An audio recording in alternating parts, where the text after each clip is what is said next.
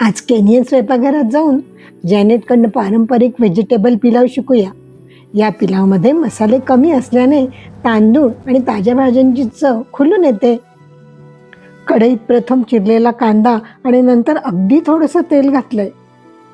बटाट्याचे तुकडे करून घेतले, गाजर किसून घेतलं, कांदा परतला, नंतर त्याच्यात फ्रेंच बीन्स, मटार, उकडलेले कॉर्न्स असं सगळं घातलं.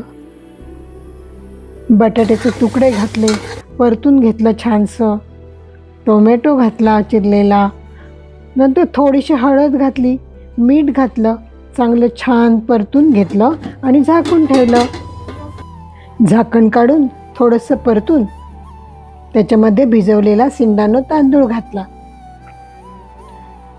सगळा तांदूळ घालून झाल्यानंतर खिसलेलं गाजर घातलं आणि मग उकळतं गरम पाणी त्याच्यावर घातलं.